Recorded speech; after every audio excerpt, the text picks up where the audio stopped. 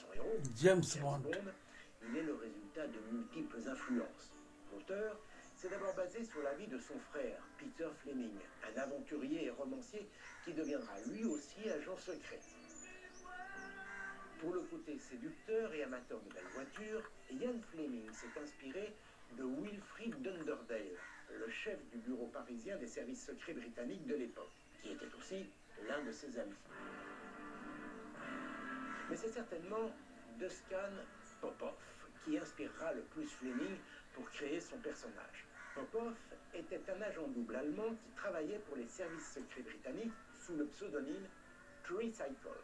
Ian Fleming croise sa route le 6 août 1941 à Estoril, au Portugal, et il est immédiatement séduit par sa personnalité hors du commun.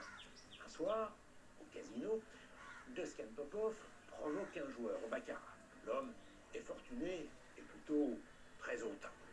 Sans se soucier des conséquences, il risque tout l'argent d'une mission sur un coup de bluff. Eh bien, Fleming va s'en souvenir.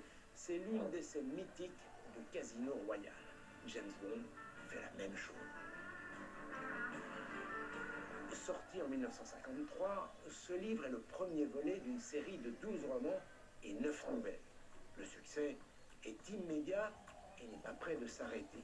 Les romans de Fleming se vendront par millions dans le monde entier. Puis, à partir de 1962, James Bond devient l'espion le plus célèbre du cinéma et aussi l'un des plus rentables. En 60 ans de carrière et 24 films, il engrangera 7 milliards de dollars. À ce tarif-là, l'agent 007 peut bien s'offrir les gadgets les plus invraisemblables. Evan Adoliné, notre espion en herbe, a fait le tour des inventions les plus folles du célèbre Mr. Q, le chef du service recherche et développement du MI6, les services secrets britanniques.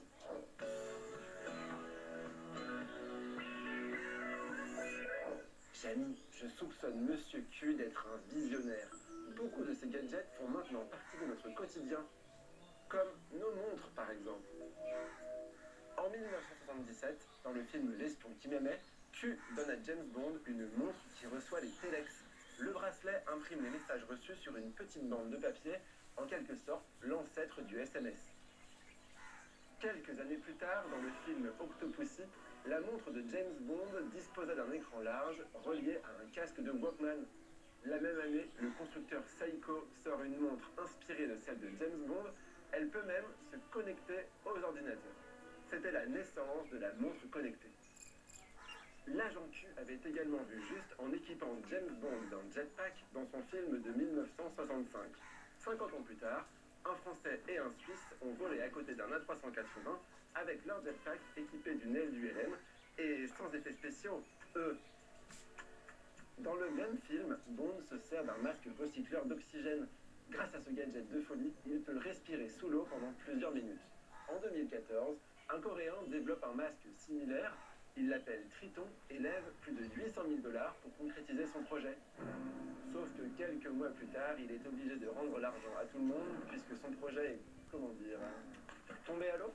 James Bond a plusieurs fois eu l'occasion de piloter sa voiture à distance avec son téléphone. Un peu comme la Tesla qui se gare toute seule grâce à une application ou la voiture de Google autonome que l'on croise déjà sur les routes américaines.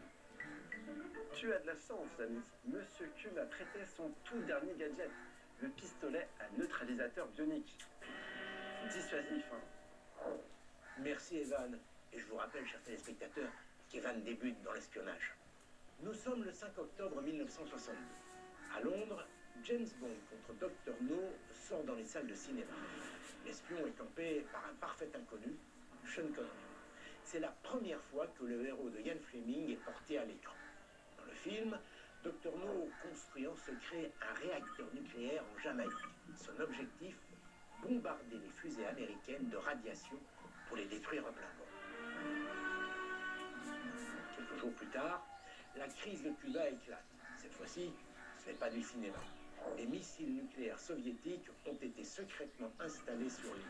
Ils sont pointés sur les États-Unis et le monde passe à 2 doigts de la guerre nucléaire. Ce n'est qu'une coïncidence, mais elle montre à quel point les aventures de 007 se nourrissent de l'actualité. Au début de ses aventures, l'espion évolue dans un contexte particulier, celui de la guerre froide qui oppose les deux superpuissances. D'un côté, les États-Unis capitalistes, de l'autre, l'Union soviétique.